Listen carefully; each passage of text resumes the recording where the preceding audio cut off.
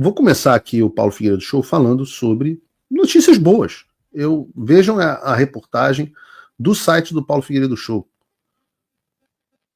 A Comissão de Constituição e Justiça da Câmara dos Deputados aprovou ontem o projeto que estabelece a contagem pública de votos e o voto impresso. É um projeto que prevê que todos os votos registrados nas urnas eletrônicas sejam impressos e armazenados para posterior conferência e auditoria. Além da previsão de que, imediatamente após o encerramento da votação, 5% das urnas eletrônicas vão ser selecionadas aleatoriamente para que haja uma contagem pública dos votos que permite a fiscalização por parte dos partidos políticos, agentes públicos e da sociedade civil. E aí eu fico pensando, as pessoas que não acreditam em estatística, eu fico sempre pensando nisso. Se você não acredita em pesquisa, não acredita em estatística, deve ser dificílimo para você entender que 5% dos votos, se for numa amostra ID, né, identicamente e aleatoriamente distribuída, é o suficiente para você verificar, pelo menos dentro de uma margem de erro, uma fraude em larga escala. É exatamente o mesmo princípio por trás de uma pesquisa política de opinião, das quais a gente vai falar daqui a pouco. Mas essa contagem pública, ela funcionaria ou funcionará da seguinte forma. A urna é aberta pela mesa receptora, diante dos fiscais, e cada voto é retirado individualmente e anonimamente e lido em voz alta.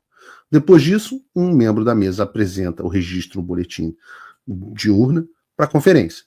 Os resultados da contagem pública e a comparação com os dados eletrônicos são registrados em ata, assinada por todos os presentes e disponibilizados ao público para consulta, e se houver discrepância na amostragem entre a apuração eletrônica e a apuração pública, prevalece o resultado do escrutínio público.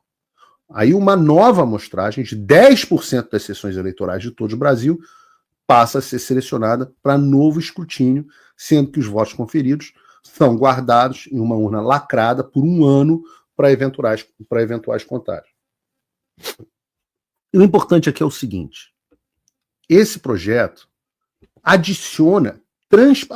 não, o termo aqui não é adiciona, esse projeto dá alguma transparência ao sistema eleitoral, que é uma das coisas mais importantes que a gente precisa ter até as eleições de 2026. Não é o Paulo que está dizendo, o Trump falou. Aliás, o Jeff Bezos falou, mas o Trump falou naquela entrevista que eu citei aqui no programa de terça, que essa história de urna eletrônica já se provou uma desgraça, é duvidoso demais. E isso não vem de hoje. Veja, tem relatos do Brizola reclamando lá nos anos 80 das votações eletrônicas. Mas, sem dúvida nenhuma, desde a reeleição da Dilma de 2014, aquela eleição misteriosa, eu estava na China no dia da reeleição da Dilma, provavelmente fazendo negócio, porque eu sou um agente infiltrado chinês.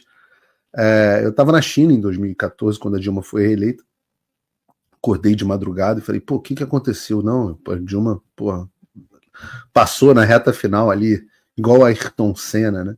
E aquilo foi levantado por diversos políticos, diversos partidos. O próprio PSDB do Aécio Neves, que perdeu aquela eleição, que depois disse que era impossível auditar os votos, né? E por isso que o Congresso, isso é uma discussão, assim, hoje é uma discussão proibida, e o fato da gente estar tendo essas discussões, está considerando essas discussões proibidas, é um reflexo muito grande da situação que a gente se encontra, porque o voto impresso já foi aprovado pelo Congresso em 2015, com a mini-reforma eleitoral.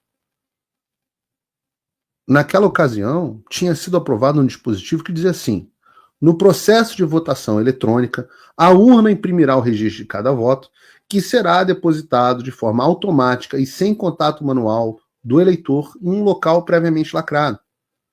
Ou seja, você votaria na urna, ela imprimiria um comprovante com seu voto, você ia checar se batia com o que você digitou ou não, que é um dos grandes reclamações de muita gente, de forma anedótica, mas é uma reclamação de muita gente.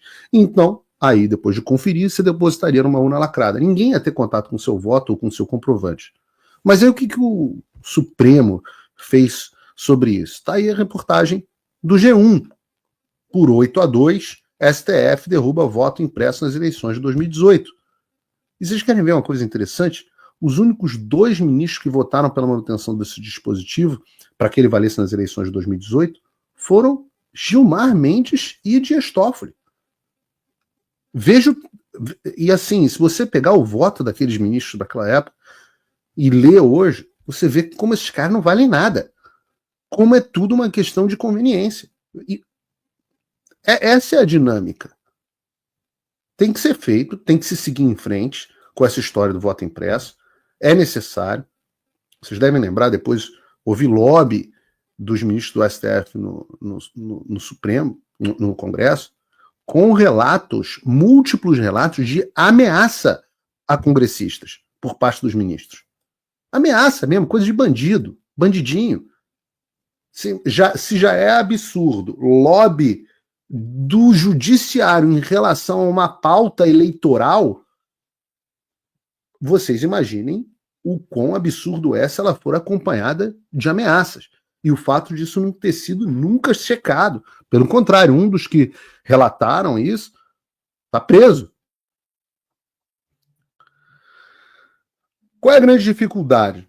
E aí a gente tem que separar aqui algumas coisas. Primeiro, parabenizar, óbvio, pode tirar, Bruno. A gente está feliz com a iniciativa. Absolutamente, tem que acontecer. É uma vitória a aprovação da CCJ. A grande dificuldade é que, no cenário onde nós vivemos, sem liberdade de expressão e debaixo de uma ditadura, de um regime ditatorial comandado pelo Supremo Tribunal Federal, neste momento, de um jeito ou de outro, o STF vai matar de novo. Ou fazendo lobby para não passar, como fizeram com o projeto da emenda constitucional em 2021, ou vai fazer o lobby com pressão, ameaça de parlamentar, etc. Ou, caso, por um milagre, nossos congressistas resolvam se revoltar e aprovem, eles vão derrubar de novo dizendo que é inconstitucional. Ah, mas Paulo, é por emenda, dessa vez não tem como eles dizerem que é inconstitucional. Eu falo, mas poxa, que infantilidade. Que pensamento infantil. Você acha mesmo que o Supremo que inventa o que quer, o Supremo que desapropria a terra, o Supremo que legaliza aborto, o Supremo que legaliza a droga, apesar de ser flagrantemente contra a lei, vocês acham que o fato de ser uma emenda constitucional, de estar prevista, vocês acham que isso é o suficiente? Eles vão arrumar uma razão qualquer. Ah, fere o princípio da não sei lá das quantas, escreve lá qualquer bosta. Eu acabei de mostrar para vocês que o Gilmar Mendes mudou de opinião como quem troca, como um jogador que troca a camisa do Vasco pelo Flamengo, sem o menor constrangimento na temporada seguinte. É o que o Demetrio Magnoli falou. O Supremo hoje vota e decide as coisas baseadas no tabuleiro político. Não sou eu que estou dizendo, quem disse foi o Demetrio Magnoli aí. Mostrei o vídeo aqui no programa anterior. É a Globo News que está dizendo. Não é nem a opinião do Paulo. Se o Supremo consegue justificar a ideia de que uma vítima pode relatar, investigar e julgar um caso de si mesmo, vocês acham que o fato do Congresso aprovar algo é o suficiente?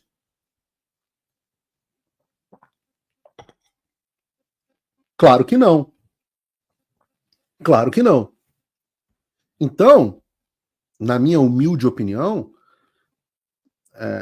volto a dizer, vou reforçar isso aqui 50 vezes. Vitória, necessário, parabéns aos congressistas, parabéns à oposição, essencial, etc. Mas para a gente conseguir avançar com isso nos próximos passos, a gente precisa desbancar o regime.